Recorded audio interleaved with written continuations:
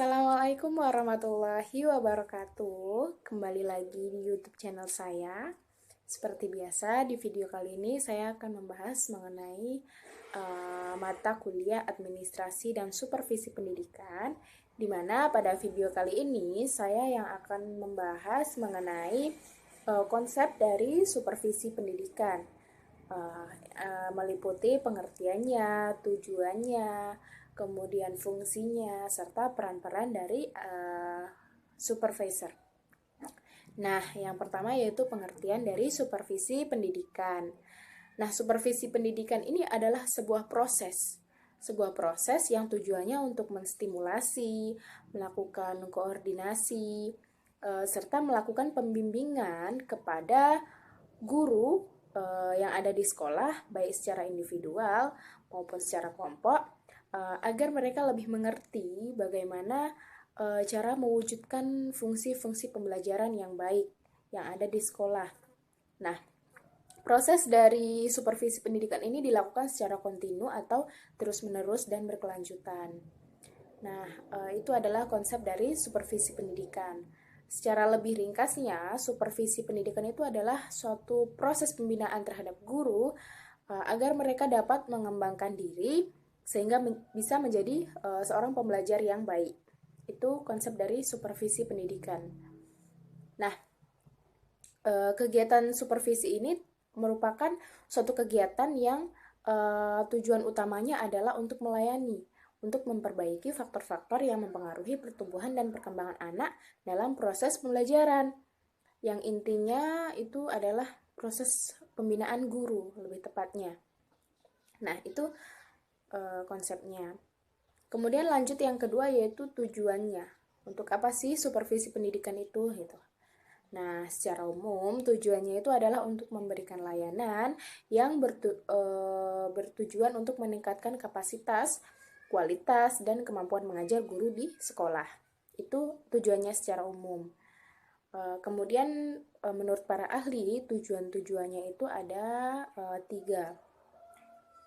Yang pertama yaitu untuk mengembangkan kurikulum yang sedang dilaksanakan di sekolah. Yang kedua yaitu meningkatkan proses pembelajaran yang ada di sekolah. Dan yang ketiga adalah mengembangkan seluruh staf yang ada di sekolah. Nah, dalam hal ini stafnya itu yaitu guru ya, gurunya. Itu tujuan-tujuan dari supervisi pendidikan. Kemudian yang selanjutnya yaitu prinsip. Apa saja sih prinsip-prinsip yang ada dalam supervisi pendidikan? Nah, sebenarnya banyak sekali prinsip yang ada dalam supervisi pendidikan, namun secara umumnya itu ada 4. Yang pertama ada ilmiah, kemudian demokratis, kemudian kerjasama, dan konstruktif, serta kreatif. Itu prinsipnya. Mari kita bahas satu persatu. Yang pertama yaitu ilmiah. Artinya adalah proses pembinaan guru itu harus dilakukan berdasarkan kenyataan yang ada di lapangan. Jadi harus empiris sesuai data-data yang sebenarnya ada di lapangan. Itu yang dimaksud dengan ilmiah.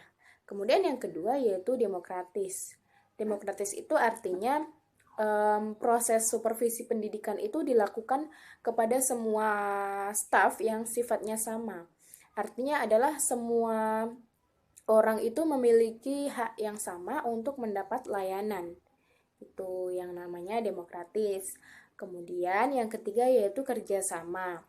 Artinya adalah adanya kerjasama antara supervisor dengan orang-orang yang disupervisi. Artinya antara mereka harus ada keterbukaan sehingga nantinya proses tersebut bisa berjalan dengan lancar, dengan maksimal. Kemudian yang terakhir yaitu konstruktif dan kreatif.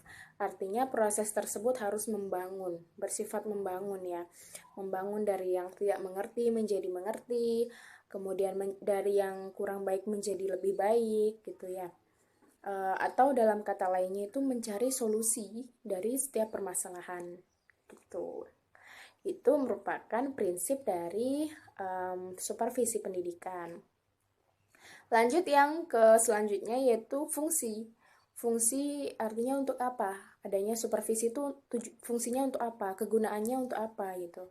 Jadi banyak sekali fungsi-fungsi dari supervisi pendidikan, diantaranya yang pertama yaitu mengkoordinasi semua usaha-usaha sekolah, kemudian melengkapi kepemimpinan sekolah, selanjutnya yaitu memperluas pengalaman kerja seorang guru sebagai pembelajar, kemudian menstimulasi usaha kreatif yang ada di sekolah, memberikan berbagai fasilitas, termasuk di dalamnya proses penilaian itu harus dilakukan secara terus-menerus, berkelanjutan, kontinu, berkesinambungan, gitu. Selanjutnya, menganalisis situasi belajar mengajar, kemudian memberikan pengetahuan dan keterampilan kepada siswa-siswanya. Artinya di sini guru itu harus kreatif gitu. Jadi siswa pun bisa mencontoh, menjadikan guru sebagai teladan gitu. Kemudian yang selanjutnya yaitu memberikan wawasan yang lebih luas dan terintegrasi satu sama yang lainnya. Itu merupakan fungsi atau kegunaan-kegunaan dari supervisi pendidikan. Nah, selanjutnya yaitu yang terakhir adalah peranan. Apa sih peranan dari supervisor atau orang yang memberikan supervisi? Nah, seorang supervisor ini berperan sebagai koordinator atau pemimpin yang akan mengevaluasi bagaimana pembelajaran yang ada di sekolah. Kemudian meliputi apa saja permasalahan-permasalahannya, kemudian bagaimana solusinya, cara perbaikannya, serta usaha-usaha apa yang dilakukan untuk kedepannya agar proses tersebut menjadi lebih baik lagi. Gitu. Jadi secara singkatnya supervisor ini perannya tuh ada 4, yaitu sebagai koordinator, sebagai pemimpin kelompok, konsultan, serta sebagai evaluator. Nah, sudah cukup sekian pembahasan yang bisa saya sampaikan.